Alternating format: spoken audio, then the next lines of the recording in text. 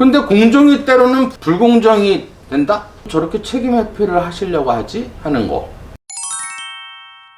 안녕하세요. 준철학관의 협조 인사드리겠습니다. 전주 일주일 동안 국감하는 거를 이렇게 쭉 TV로 지켜봤는데 참 이 국감이라는 개념을 국회의원들이 잘 모르는 것 같아요. 국정감사인데 예를 들어서 이 국정감사라는 거는 국민들이 국회의원을 뽑아서 대표를 뽑아서 그 사람들이 이제 대정부에 이제 질문을 하는 그런 게 이제 국정감사인데 국민들이 알고 싶어하는 내용이 되게 많아요. 예를 들어서 시민단체 뭐 어떤 회계 문제라든지 아니면 뭐 국민들이 우리가 낸 세금이 제대로 쓰이는지 아니면 뭐 여당 국회의원 같으면 지금 태풍으로 인해서 재난을 당한 사람이 어떻게 보상을 해줄 거라든지 아니면 지금 코로나 때문에 자영업자들이 지금 너무 힘들잖아요. 지금 얼마 전에 TV를 보니까 막 노래방 기계가 뭐 10만 원짜리가 만 원에 지금 막 산더미 같이 쌓이고 사실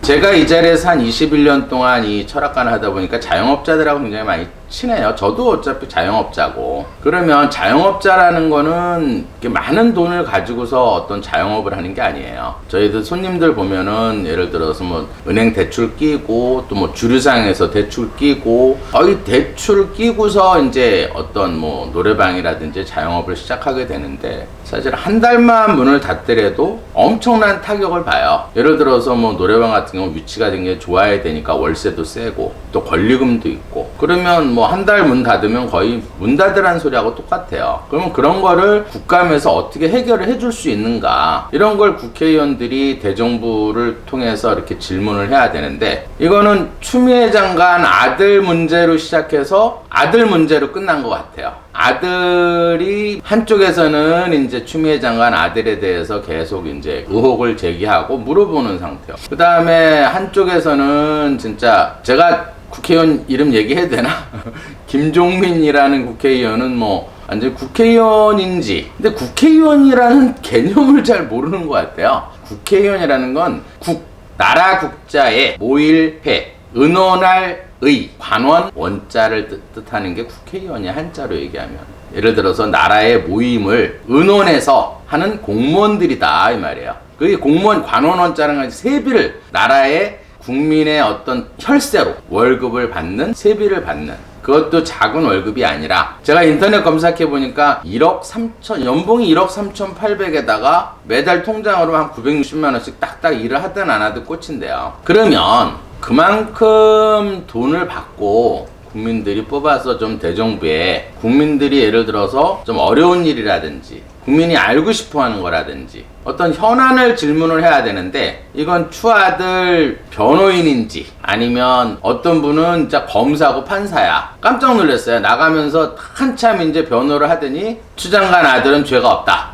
무죄다! 이러고 나가더라고. 이제 김종민 의원이 이제 그분은 이제 한번 재미를 봤잖아요. 원래는 이제 전통 사실은 문재인 문파는 아니에요. 근데 이제 좀 외곽에 있던 사람이었는데 이제 조국 사태를 거치면서 조국을 엄청나게 아마 아실 거예요. 뭐 청문회 때 조국의 이제 조국 장관 편에 서서 이제 어떻게든지 이제 문 대통령 지지하는 사람들한테 그때 이제 많이 점수를 따가지고 국회의원도 됐고 또 최고위원까지 된 사람이 대정문 질문에 나와가지고 무죄다 하고 나가더라고요. 국회의원인지 판사인지 검사인지 그럴 것 같으면 국회의원 하지 말고 판사를 하시든지 아니면 국민이 내는 혈세 가지고 월급을 받는 이런 국회의원을 하지 마시고 추 장관한테 그냥 세비를 받으세요.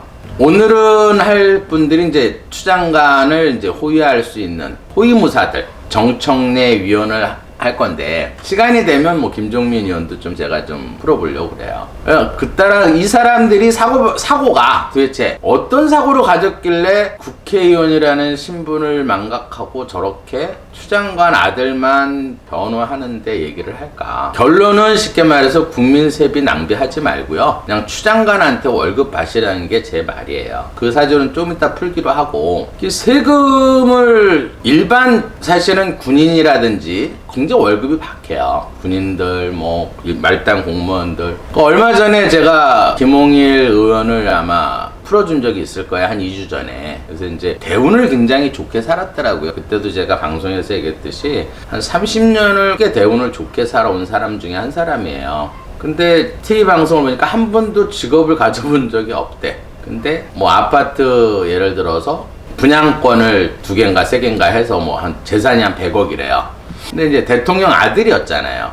그럼 아빠 찬스네? 진짜 아빠 찬스를 받은 사람 아니에요. 그 상속을 받은 걸 가지고 형제간들의 또 재산 싸움을 하고 또 그걸 가지고 한 번도 직업을 가지고 있었는데 100억의 재산가야. 일반 시민들이 얼마나 그걸 보고 화가 나는데 세비까지 받아요. 그래서 얼마 전에 저기 민주당에서 제명시켰더라고. 그래서 그 제명으로 끝나는 게 아니에요. 제명해봐야 무소속 의원으로 또 남는 거야. 한번 예를 하나 들어볼까요? 손혜원 의원도 아마 한 작년인가요? 해가지고 제명된 걸로 알고 있는데, 무소속 의원으로 해가지고 재판 도중에 계속 세비를 받았어요. 그럼 1년 만에 또 얼마냐? 1년이면 1억 3,800이에요. 부동산 투기한 걸로 해가지고 지금 재판을 받는데, 만약에 투기한 사실이 되면 어차피 국회의원으로서 범법행위를 한 거니까 제가 볼 때는 구상권을 청구해야 한다고 봐야 돼요. 그 세비에 대해서 그 돈 가지면 쉽게 말해서 저기 재난당한데, 태풍으로 인해서 재난받은데 그런 데다 주는 게 더 나아요. 그러면 그 세금이 더 보람 있게 쓴다고. 김홍일 의원도 마찬가지예요. 뭐 세비를 주는 이유가 뭘까요? 국립묘지 파묘하라 그래서 세금으로서 월급을 줄까요? 아니면 직업을 한 번도 안 가졌으니까 불쌍하니까 세비를 줘야 될까요? 아니면 전직 대통령이니까 세비를 줘야 될까요? 한번 묻고 싶어요. 민주당에다가. 그건 그 공천한 사람이 잘못한 거예요. 공천을 잘못해놓고 국민 세비를 왜 세금을 낭비시키냐고. 그러면 그걸 공천한 사람들한테 사실 구상권을 청구해야 되는 거예요. 그게 맞아요. 일반 국민들은 조금 자가격리만 어겼다 그래도 구상권 청구해요. 국민들한테는 왜 그런 조금이라도 잘못을 하게 되면 구상권을 청구하고, 뭐 국회의원은 쉽게 말해서 그런 엄청난 세비를 받아가면서도 부동산 투기를 하든 뭐 정보를 빼서 부동산을 하든 국회의원 되기 전에 공천권을 해서 부를 누리든 뭐 직업이 없어가지고 세비를 줍니까? 직업을 한 번도 안 가져서 불쌍해서? 김홍일 의원도 제가 올해 이제 1년 후에 나빠서 이제 뭔가 이제 안 좋은 일이 있을 거라 했는데 역시나 근데 이제 제명돼 봐야 사실 김홍일 의원으로서는 크게 뭐 손해보는 건 없어요. 그렇다 그래서 뭐 국회의원 월급 안 나오는 건 아니잖아요. 국민들만 열받는 거지. 서로 뭐 정치 얘기를 제가 자꾸 안 하려고 그러는데 하도 TV 보면 우리가 낸 세금이 너무 다른 데 쓰일까봐 그런 거를 좀 국정감사에서 조금 뭐 시민단체라든지 윤미향 시민단체라든지 지금 여러 가지로 지금 물어볼 게 많잖아요. 정치 얘기는 여기까지 하고요. 그럼 이 어떤 사주를 가졌길래 이렇게 행동을 하나 한번 사주를 한번 정청래 그 국회의원 사주를 한번 풀어볼게요.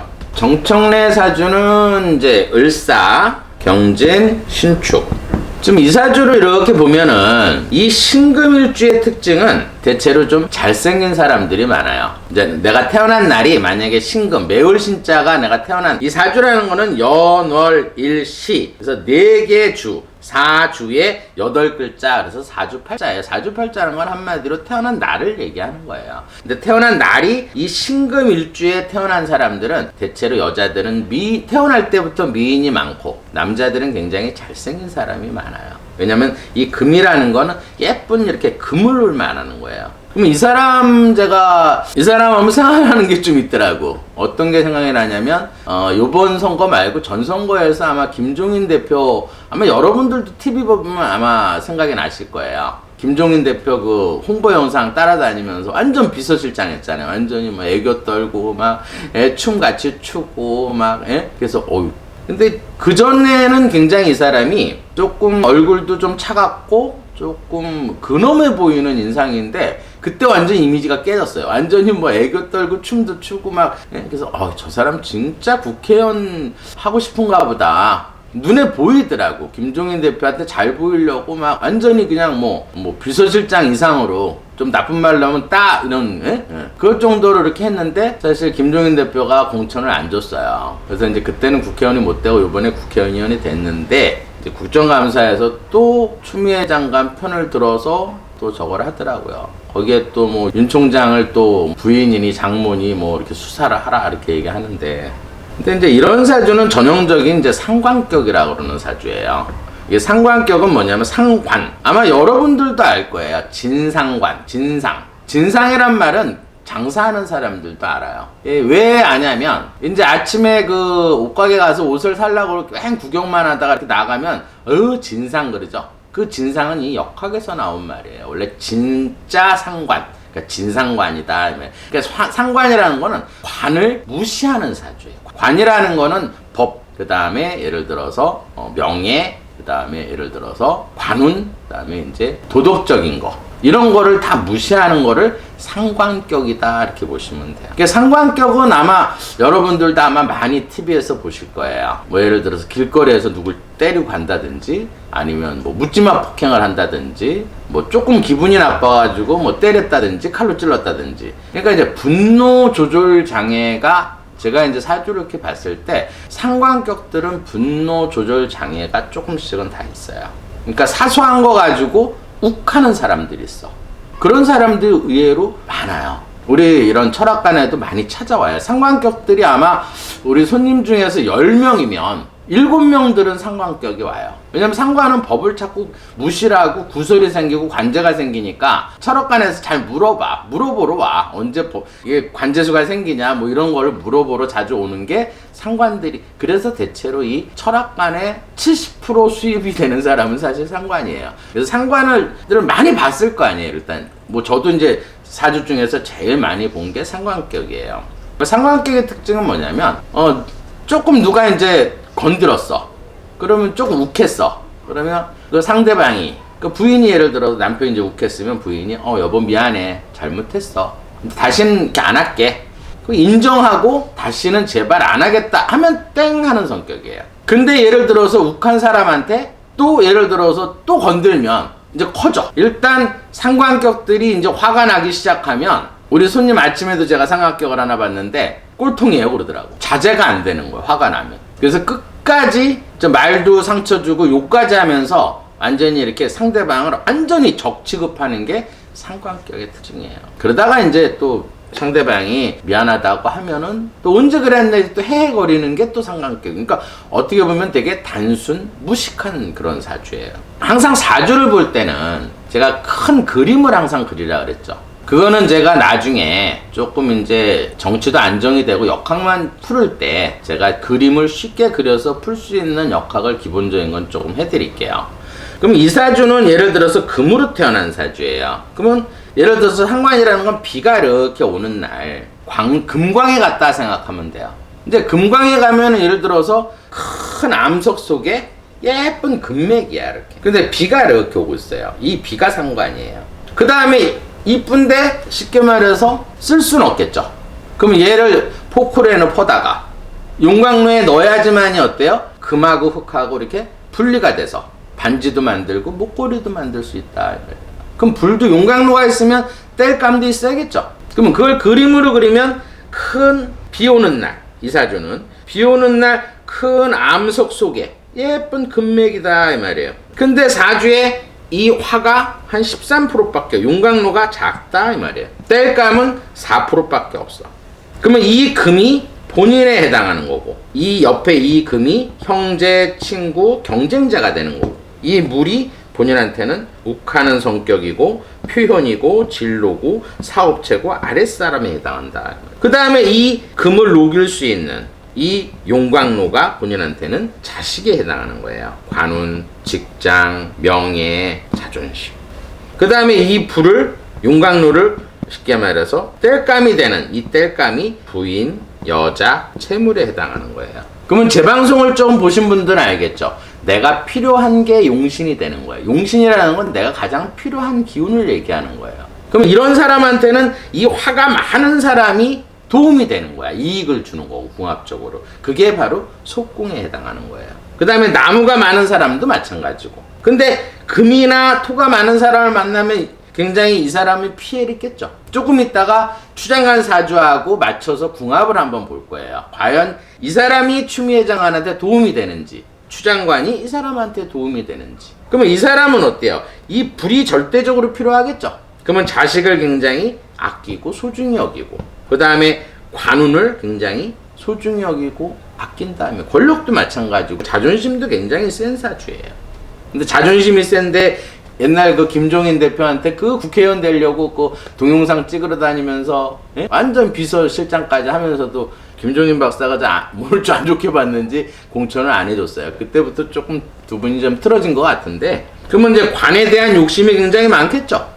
권력에 대해 권력을 얻기 위해서는 수단 방법을 안 가린다 이렇게 보시면 돼요. 왜냐면 나는 이게 불이 절대적으로 필요한 거거든. 그 다음에 이 불 다음엔 뭐가 필요하겠어요? 이 땔감이 필요하겠죠. 이 땔감은 부인을 되게 아낀다 이렇게, 부인은 이게 처복이 있다 이렇게 보시는 거예요. 왜냐면 이 땔감이 있어야 불이 살아나니까. 땔감이 있어야 자식도 가리키고 관운도 명예도 자존심이 살아나니까 부인 여자를 되게 아끼겠죠. 그럼 돈도 어때요? 굉장히 소중히 여기고 헛돈은 잘 안 쓴다 이렇게 보시면 돼요. 그러면 이 사람한테는 필요 없는 건 어때요? 이 금들은 내가 불이 요만한데 금광이 더 많아. 그러면 이 불이 꺼져버리겠죠. 왜냐면 요만한 철판에 요만한 불에다가 금덩어리를 많이 올려놨어. 그러면 이 불이 꺼지겠죠. 땔감도 없어질 거고. 그러면 이런 사주는 경쟁자가 많다 이렇게 보는 거예요. 그 다음에 이 토가 많으면 어때요? 토가 많은 사람들은 쉽게 말해서 기가 얇고, 토라는 건 성격적으로 믿음에 해당하는 거예요. 그러면 믿음이 많다는 건 기가 얇은 거고, 기가 얇은 사람은 또 어때요? 변덕이 심해요. 그리고 이 목을 되게 필요하기 때문에, 내가 강하고 이 목이 필요한 사람들은 군겁쟁제라 그래가지고 굉장히 개인적인 사고가 강해요. 그러니까 이기적이라는 얘기지. 자기가 필요할 때는 아부를 떨고 어떻게든지 얻어내고, 자기가 필요 없을 때는 가장없이 버리는 스타일이다 이렇게 보시면 돼요. 그 다음에 이제 비가 오면 어떻겠어요? 비가 오면 이 사람도 말 때문에 어때? 이 불이 자꾸 꺼져버리겠죠. 이건 표현이 욱하는 성격이고, 본인이 표현을 잘못하게 되면 이 불이 꺼진다, 명예훼손상을 당한다 이 말이에요. 그러면 지금 현재 대운이 어떤 대운이냐면, 사실 지금 대운은 크게 나쁘지는 않아요. 지금 사실은 이 사람이 지금 65년생이니까 나이로 봤을 때는 지금 현재는 뭐가 들어오냐면, 올해는 경자년이다 이 말이에요. 그러면 8월 2일까지는 경금이 들어와서 이 불이 좀 약해져 있는 상태고, 8월 3일 이후로는 이 물이, 비가, 소나기가 막 이렇게 쏟아져 들어온다 이 말이에요. 근데 일단 60% 대우는 좋아요. 그러니까 뭐 국회의원이 뭐 잘리거나 그럴 일은 없는데, 20% 이렇게 비가 오게 되면 이 불이 꺼져 버리겠죠. 그러니까 본인의 표현으로 인해서 자식, 직업, 관운, 명예가 손상되는 운이다 이렇게 보시면 돼요. 그러면 추미애 사주 같은 경우에는 제가 그림을 한번 그려드릴게요. 추미애 사주는 땅이 넓고 햇볕은 없고, 그 다음에 나무 한 그루 있는데 물이 있고 지하수가 있는 사주라 그랬죠. 추미애 장관 사주는 이 화가 필요하다 이 말이에요. 근데 지금 정의원 사주팔자에는 화가 적어요. 그러면 호위무사로 이렇게 변호를 하고 예를 들어서 편을 들어주지만 근본적으로는 추장관한테는 도움은 안 된다 이렇게 보는 거예요. 더 마이너스 되는 일을 지금 자꾸 하는 거야. 그 다음에 이 화가 없는 사람에 또 한 사람이 있죠. 문재인 대통령도 화가 없어요. 그러면 이 정의원도 쉽게 말해서 문 대통령한테는 도움이 안 되는 거예요. 괜히 지금 추장관 역성 들었다가 역풍 맞을 가능성이 많은 사주예요. 도움이 전혀 안 된다는 얘기예요. 반대로 추장관은 토가 많죠. 그럼 이 금이 이렇게 많은데 이 암석 속에 있는데 암석이 추장관을 해서 더 많아지는 거야, 공합이. 그러면 불이 꺼지니까 어때요? 추장관으로 인해서 본인이 명예손상을 당하니까 다음 주에는 아마 추장관이, 다음 주 아마 월요일, 화요일이 물이 강해지는 때예요. 제가 저번에도 예언을 했지만, 그럴 때는 같이 역풍 맞아서 도매금으로 넘어간다. 그러면 앞일에 대해서는 예언을 좀 해드릴게요, 구분을. 지금 8월 3일부터는 연에서 자수가 들어왔어요. 이 자수는 한 20% 정도로 보는 거예요. 근데 이제 올해가 이 자수가 가장 세지는 달이 있어요. 그러니까 양력으로 보면은 12월 달이 자달이에요. 요때 10%가 또 들어와요. 그 다음에 25일서부터 12월 25일에서부터 1월 4일까지가 숨어있는 기운이 한 15%가 들어와요, 물이 또. 그러면 지금 30%에다가 45% 물이 들어오겠죠? 그러면 추장관 이 불이 꺼지니까 어때요? 이 불은 추장관한테는 자식 문제로 옷을 벗을 수가 있고, 뭐 12월까지 옷 안 벗게 되면 아마 요 시기에 아마 옷을 벗을 거예요. 그 다음에 건강도 굉장히 안 좋아지고 건망증도 심해지고 약간 치매기도 보일 수 있어요. 이렇게 화가 불이 꺼지게 되면 45% 정도 이렇게 물이 들어오게 되면 약간 치매기가 생길 수 있어요. 제가 걱정되는 거는 문 대통령도 화가 없어요. 그러면 올 12월 25일에서 1월 4일까지는 건망증 내지는 치매기가 올 수 있는 사주예요. 그때는 국운이 어때요? 굉장히 빠지겠죠. 우리가 예를 들어서 그때도 한번 제가 그 아베 거 하면서 제가 한번 풀어준 적이 있어요. 국가의 정상의 사주하고 국운하고는 거의 비슷하게 가요. 아베가 건강을 잃고 자리에 내려왔듯이 만약에 문 대통령도 운이 나빠지고 건강이 나빠지면 국운도 같이 나빠진다는 얘기예요. 그래서 제가 제일 걱정하는 게 그 시기예요. 지금 그 시기에는 많은 나쁜 일이 벌어질 텐데, 예를 들어서 지금 이 조그만 나라에 방송을 보면 방송을 보는 것도 짜증나요. 좌패널 우패널 해가지고 서로 싸우고 서로 잘했다고 그러고 서로 변명하고, 다 변호사고 다 검사야, 패널 나온 사람들. 지금 우리는 이 코로나에서 이렇게 지금 힘든 사회에서 짜증나는 사회를 살고 있는데 좌우 나눠서 싸울 필요가 없어요. 우리가 진짜 똘똘 뭉쳐서 싸울 상대는 사실은 우리나라 침공하려고 하는 핵무기를 위협하는 북한이고, 사실은 지금 보세요. 지금 법치가 무너지니까 동부지가 안 믿잖아, 사람들이. 법치가 흔들리고 있고. 그 다음에 이 국방부라는 데가 어떤 데예요? 나라에 쉽게 말해서 나라를 지키는 군인들을 관장하는 그런 데예요. 일본이나 미국이나 중국이나 북한이 우리나라를 뭘로 보겠어요, 군인들을. 그리고 마지막으로 어제 문 대통령이 청년의 날이라고 그래가지고 쉽게 말해서 어제 계속 그 생각을 하는데 그게 무슨 뜻인지 잘 모르겠어. 공정이 때로는 뭐 불공정이 될 수 있다. 이치가 안 맞는 말을 또 이렇게 메시지로 얘기를 하시더라고요. 제가 알기로는 공정이라는 거는 옛날 맹자의 중용의 이치하고 똑같은 거예요. 중용이라는 건 너무 과하지도 적지도 않은 거. 중간 입장. 이 중간 입장이 가장 쉽는 거예요, 사람이. 공평한 거.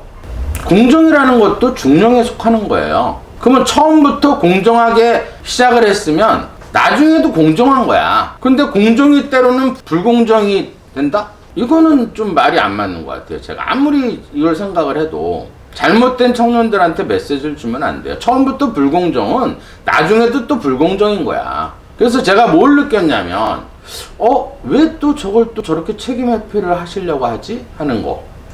처음부터 공정한 게 때로는 불공정했다는 건 뭐냐면, 내가 정확한 정책을 인천에서 정규직으로 잘 바꿔놨는데 다른 사람들이 그걸 불공정이라 한다. 그거를 예를 들어서 뭐 숙고해본다 그랬나? 뭐라는데. 중용이라는 건 뭐냐면 처음부터 정상의 위치에 있는 사람은 예를 들어서 불공정이든 공정이든 두 가지를 다 생각해서 정책을 할 때는 거기에 중용이 되는 그 정책을 내놔야지만이 문제가 없는 거예요. 그러면 예를 들어서 운이 나쁘고 예를 들어서 그날 일진도 나쁘고 잘못 판단해서 이게 공정이라고 시작했는데 사람들이 불공정처럼 이렇게 이루어지니까, 그러면 내가 공정이라고 생각했는데 이건 잘못했다. 그러면 다음부터는 조금 이쪽 저쪽 다 생각을 해서 중용의 정치를 하겠다. 이렇게 얘기해야지 정확한 메시지가 되는 거예요.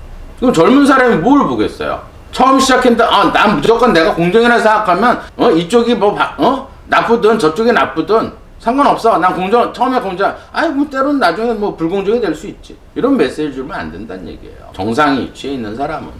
물론 국민들은 할 수 있어요. 내가 옳은 일 한다고 생각했는데 잘못됐어, 그게. 그러면 실수로 그냥 넘어갈 수 있어요, 일반 사람은. 근데 정상은 그렇게 하면 안 돼요. 오늘은 여기까지 하겠습니다.